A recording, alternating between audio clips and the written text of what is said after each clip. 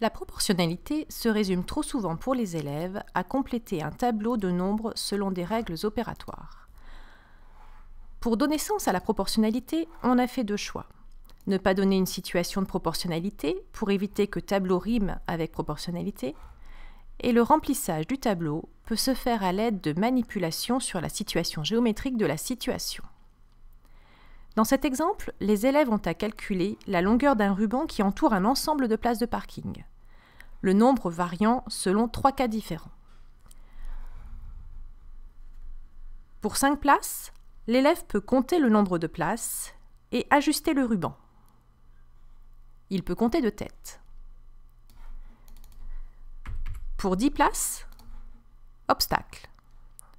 En effet, on ne peut voir plus de 7 places de parking. C'est là que commence un processus de mise en place de l'algorithme de calcul de la longueur du ruban.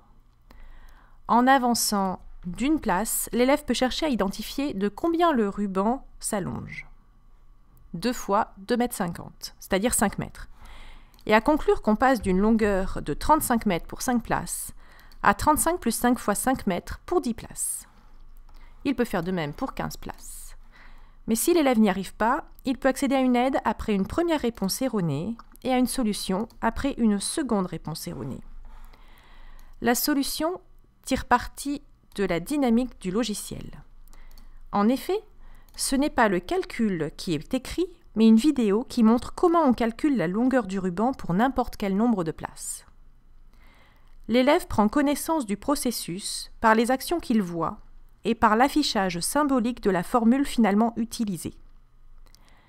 La notion de formule à introduire en 5e s'ancre ici dans les actions à faire et apparaît comme une représentation de la suite de ces actions, contribuant ainsi fortement à lui donner du sens. L'élève retourne ensuite en activité et a la possibilité de répondre une 3e fois. Après une réponse juste ou une 3e réponse fausse, il voit apparaître un score. Maintenant que la situation est connue des élèves, l'enseignant peut utiliser le même exercice avec des données numériques différentes afin de faire pratiquer l'algorithme de calcul sur des nombres de tailles différentes. Le paramétrage du cahier peut aussi servir autrement dans le cas où l'exercice est donné à la maison. Il permet de donner un devoir, par exemple, avec des données différentes selon les groupes d'élèves. Les nombres présents pour des élèves moins avancés, des nombres plus grands, non atteignables dans la figure, pour des élèves plus avancés. Il peut également changer les données du parking. Dans chacun de ces changements, le processus de calcul ne change pas. Faire l'exercice sur d'autres données a justement pour objectif cette prise de conscience qui est facilitée par l'affichage symbolique de la calculatrice qui reste toujours la même. De la même manière, la vidéo proposée en page de solution s'adaptera sur les nouvelles valeurs. Elle n'aura donc pas besoin d'être refaite.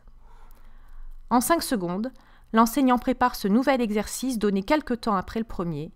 Il l'enregistrera sous le nom de son choix, à l'emplacement de son choix, et pourra immédiatement le donner à ses élèves.